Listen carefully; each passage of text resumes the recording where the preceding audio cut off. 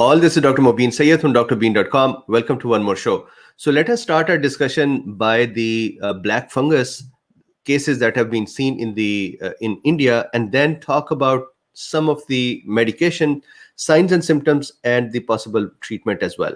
So I'll go over in a high level. We would do a detailed discussion in an evening program as well, but at least we should be aware of what it is and how to treat it, and then we would start our general discussion for the day today as well. So I'm going to share my screen and use Wikipedia. That is the only free system I can use. So I know that many people have objections on Wikipedia, but here we are. This is the fungus we're talking about, mucormycosis. So what happens is there have been about 42 or more cases in India of mucormycosis, and this can be quite damaging. Let's first understand what are the reasons for the black fungus or mucormycosis to appear. India had an outbreak of this last year as well. This year it is a little bit more aggressive. What happens is that anybody who is immunocompromised, this is an opportunistic fungal infection that can then take hold and cause lots of damage. Now, what are the causes? I have written down my causes here for COVID-related mechanisms. So look, in the COVID, those patients who have uncontrolled high blood sugar levels, that is where the basic problem appears. High blood sugar levels themselves are a problem that many of these pathogens, these fungi and bacteria, they love sugars and salts.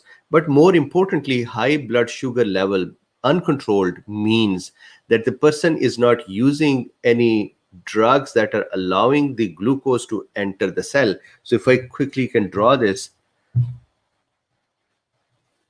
so here is a cell and here is glucose, and we want the glucose to enter the cell and be useful for the cell to make energy so that cell can work. Now what happens is, if there is insulin resistance or whatever is the reason for hyperglycemia, increased glucose level, that means that the glucose is actually not entering the cell, and glucose is now abundantly present outside. So glucose's presence actually tells us that the cells are starving. Glucose's presence outside the cell tells us that glucose is less inside the cell, which means that the cell is actually now not able to work correctly. And if that is the case, the immune system will not work correctly as well, and the opportunistic infections will take hold. Other infections will take hold as well. So that is one reason, uncontrolled diabetes. Normally, after the COVID, the patients start developing mucormycosis. They can do it during the COVID as well.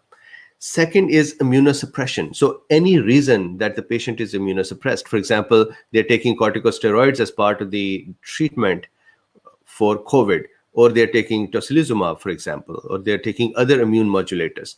Those immune modulators would try to suppress the immune system or modulate it downwards, which would once again cause these bacteria and fungi, especially in this case fungi, to increase. Now, please remember, you may be wondering that, well, it's just the fungi that increase and not others.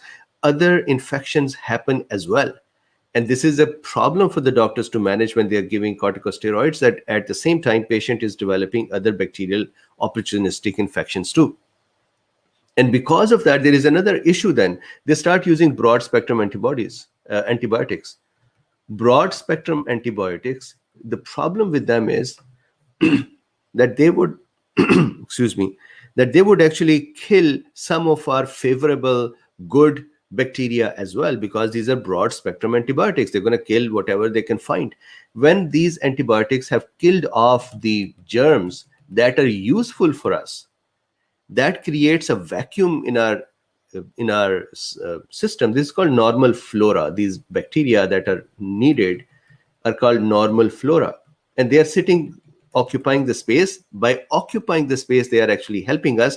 These are like little cats who would not let other cats come in because this is their territory. So they are sitting there and they are multiplying there and they're living there, and they would not let other things come in. But when the broad spectrum antibiotics would destroy these bacteria, then that vacuum that is created, that would also allow the opportunistic infections to take hold, others to come in. So these cats are gone and some new things, maybe raccoons would come and start living there. So what happens is that the fungus would start taking hold there, especially this mucormycosis in these cases.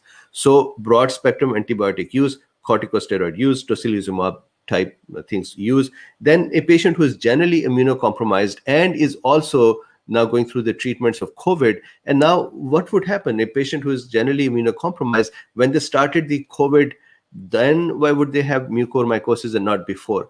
The reason for that is that if the patient is using the devices, for example, nasal cannula, or they are intubated for oxygen, or there are other devices that are used on mouth or nasal area, they can then catch infection from it. If these are unhygienic, many of the ventilation material may not be properly cleaned, and that would mean that intubation from one patient to the next patient can bring infections from one to the next patient. So mechanical intubation or the devices used on and around the face, especially mouth and nose, is what would also cause the spread of mucormycosis. So these are the general problems. Now, I want to talk about the treatment before, so whoever is listening, they can quickly at least know how to manage it. Then I'm going to talk about signs and symptoms and how bad this can be. So the treatment is basically amphotericin. That is mostly the treatment for many fungi. So amphotericin B is the treatment. And what you do is 0.5, actually 1.5 milligram to 5 milligram per kilogram body weight. It is given in IV infusions, and it is given for 4 to 6 weeks. That is one treatment. Then the second treatment could be posaconazole. So posaconazole is also an antifungal. And what you do is you give 300 milligram BD, that is twice daily, or 2 times in a day. So that is a loading dose. That is the initiating dose, loading dose. And then you maintain this for 4 to 6 weeks at 300 milligram OD. So this is really for the fungus itself. And then, of course, there could be other problems that may be occurring. The most important now, if I go in detail, what happens is as this fungus is spreading, it usually starts with the oral cavity. And what happens is there is discoloration of the palate. Palate is this roof of the oral cavity. Discoloration of the palate, mostly the blackish things, that spots that appear because of the local tissue necrosis and tissue death. This is what is called black fungus.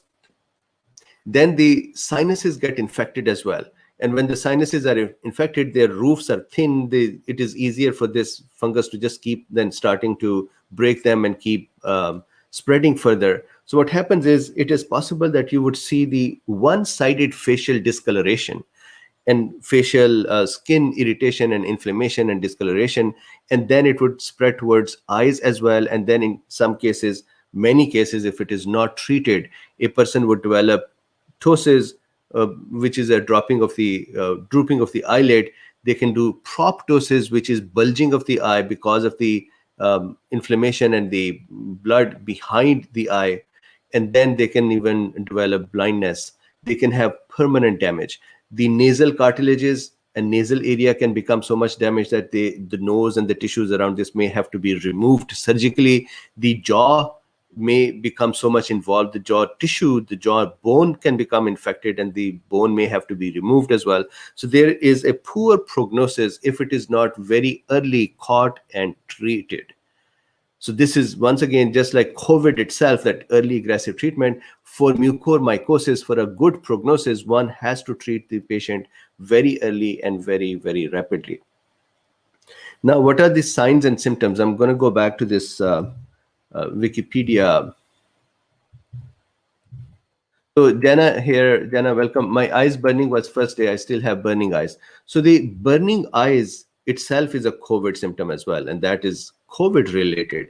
However, here it's not just the burning of the eyes. So if you see here, and I want to make sure that the credit goes to whoever is due. So let me just quickly show the credit. Credit content provider CDC, Dr. Thomas F. Sellers, Emory University. So that is a credit. And if you see here, look at this eye. So that is one way. Then if you see down here, again, their credit is Ran Yuping et al. So this is a 47-year-old female. So if you see here, this is the mucormycosis. Here is the fungus itself. So it is not just the burning of the eye, Jenna, it is just more than that. And what happens is people can actually lose their eyes, their jaw, their nose. They can even die with this one. So signs and symptoms really depend upon where this was starting. So let's go one by one. On the face, as you saw, the skin, one-sided skin lesions. There may be blackish spots as well. There may be bulging and swelling of the eye. So in the nose, there may be brownish, stuffy nose, brownish discharge from the nose, bleeding from the nose. In the mouth, there may be loosening of the teeth. There may be that palatal discoloration. There may be black spots on the palate. There may be bleeding inside the mouth as well. And there may be severe pain in these areas. If the fungus enters the sinuses and goes to brain, for example, cavernous sinus and other, and it causes issues there, then there could be headache, there could be seizures, there could be fatigue, there could be disorientation, there could be patient confused, personality disorders, personality change. It could actually just be frontal part of the brain, which is personality part, and the infection of the frontal part of the brain would just change a person's personality, and we would say, what is wrong with them right now? But basically, there is an infection, and if that infection holds, the brain tissue that has become infected will have to be removed. We would have to debride the tissues that have become necrosed and infected.